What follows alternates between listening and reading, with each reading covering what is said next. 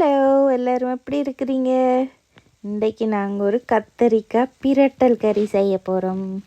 அதுக்கு முதல்ல கொஞ்சம் நல்ல தாராளமாகவே நல்லெண்ணெய் விடணும். அதுக்கு பிறகு கொஞ்சமாக கடுகு, பெருஞ்சீரகம், கடலைப்பருப்பு, சிலாக்கள் உளுந்தும் போடுறது, அது போட்டாலும் நல்ல வாசமாக இருக்கும்.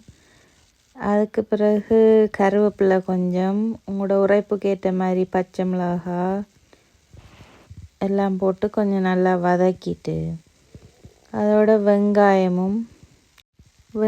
போட்டு நல்லா வதக்கணுமெண்டு தேவையில்லை. சும்மா ஒரு கண்ணாடி பதம் வந்த பிறகு தக்காளி பழத்தையும் போட்டு அதோட நல்லா மிக்ஸ் பண்ணி வதக்கி விடணும். அதுக்கு பிறகு கத்தரிக்காயை போட்டு பெரிய பெரிய துண்டுகளாக வெட்டிட்டு அதோட போட்டு மிக்ஸ் பண்ணி நல்லா கிளறி விடணும். இந்த ஸ்டேஜில் தண்ணி எதுவும் விட தேவையில்லை. நல்லா அந்த ஆயிலே பிரட்டி எல்லாம் மிக்ஸ் ஆகி வர மாதிரி வதக்கிட்டு பிறகு கொஞ்சம் அது தேவையான அளவு உப்பு போட்டுட்டு நல்லா மிக்ஸ் பண்ணி விடணும். நாங்கள் நேற்று என் ஃப்ரெண்டிட வீட்டை போனாங்க, கேரளா ஃப்ரெண்ட் ஒரு ஆள். அவங்க நியூ ஹவுஸ் வேண்டி இருக்கிறாங்கன்ட்டு அப்போ அதில் நல்ல மலபார் பிரியாணியெல்லாம் செஞ்சுருந்தவ. அப்போ எங்களுக்கும் கொஞ்சம் தந்துக்கிட்டு இருந்தா. அப்போ இன்றைக்கி சோறு போட தேவையில்லை, இந்த கத்தரிக்காய் பிரட்டலோட சேர்த்து சாப்பிட்டா நல்லா இருக்கும். அந்த மாதிரி இந்த டைம் அடுப்பை கொஞ்சம் நல்லா சிம்மில் விட்டுட்டு ஒரு பவுடராக ஆட் பண்ண போகிறோம். ஃபஸ்ட்டாக தனியாத்தூள் கொஞ்சம், அதுக்கு பிறகு சில்லியும் காஷ்மீரியும் சேர்ந்து ஒரு தூளில் ஒரு கொஞ்சம் உரைப்புக்கு ஏற்ற மாதிரி,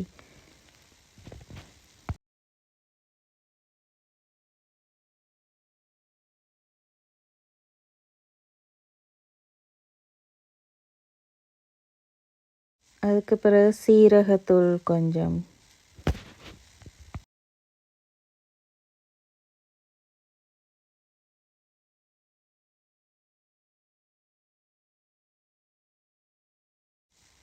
பிறகு ஜஃப்னா மிளகாத்தூள் கொஞ்சம் போட்டு உங்களோட உரைப்புக்கு ஏற்ற மாதிரி. இந்த கறி கொஞ்சம் உரைப்பாக இருந்தால் தான் டேஸ்ட்டாக இருக்கும். அதுவும் நல்லெண்ணெய் கூட விடுறதால உரைப்பு ஓரளவு கண்ட்ரோலாக தான் இருக்கும். போட்டு எல்லாம் நல்ல வடிவாக மிக்ஸ் பண்ணி போட்டு மூடி விடணும். அந்த தண்ணியிலே அவிஞ்சு கொஞ்சம் வரும். ஒரு சொட்டு தண்ணி விடலாம் அதுக்குள்ளே.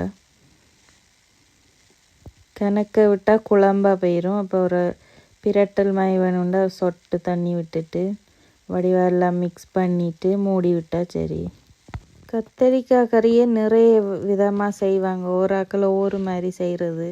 எங்களோட அம்மா செய்கிறது தான் எனக்கு நல்ல விருப்பம். இப்பயும் ஞாபகம் இருக்கும் எனக்கு. அது நல்ல டேஸ்ட்டாக இருக்கும். அதுக்குள்ளே நல்லெண்ணெய் விட்டு தருவா அம்மா, சுட சுட சோறோட கத்தரிக்காய் பிரட்டலுக்குள்ளே நல்லெண்ணெய் விட்டு சூப்பராக இருக்கும். இதை நல்லா லோவில் விட்டு அடிக்கடி திறந்து கிளறிட்டு விட்டோம்னா அடி பிடிக்காமல் இருக்கும். பிறகு கொஞ்சம் எல்லாம் கத்தரிக்காய் அவிஞ்சா பிறகு கொஞ்சமாக புளி கரைச்சிட்டு விட்டுட்டு நல்லா மிக்ஸ் பண்ணி விடணும்.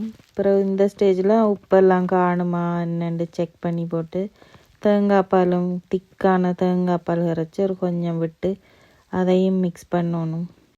இந்த கறி ஏஜ்டு பண்ண பிள்ளைகள், யங் கேர்ள்ஸுக்கெல்லாம் கொடுக்கலாம். நல்லெண்ணெய் கத்தரிக்காய் நல்லெண்ணெயும்லாம் இப்போ சாப்பிட்றதில்ல. இப்போ இப்படி சேர்த்து கொடுத்துட்டா நல்லா தென்பாக இருக்கும் பிள்ளைகளுக்கு. இறக்குறதுக்கு முதல் கொஞ்சம் உள்ளியை தட்டி போட்டுட்டு கருவேப்பிலையும் சேர்த்து போட்டு நல்லா கிளறிட்டு டக்குன்னு மூடிடணும். அந்த வாசம் வெளியில் போயிடாமல் மூடிட்டு கொஞ்சம் நேரம் ஒரு 5 minutes விட்டுட்டு பிறகு இறக்க வேண்டியது தான்.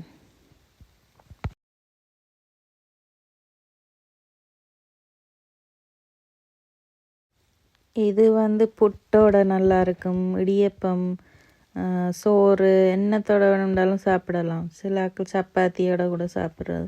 ஃபைனலாக கொஞ்சம் வெல்லம் இல்லாட்டி ஜாகிரி போட்டுட்டு மிக்ஸ் பண்ணிவிட்டு இறக்க வேண்டியதான். அவ்வளோதான், செஞ்சு முடிஞ்சு. தேங்க்யூ வெரி மச் இன்றைக்கு எல்லோரும் இந்த வீடியோ பார்க்க வந்ததுக்கு. நீங்களும் இது மாதிரி செஞ்சு சாப்பிட்டு என்ஜாய் பண்ணுங்கோ.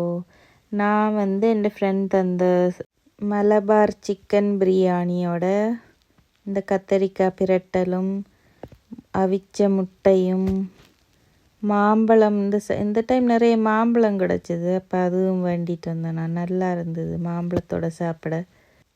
தேங்க்யூ. இன்னொரு வீடியோவில் சந்திப்போம். Thank you very much. பாய்.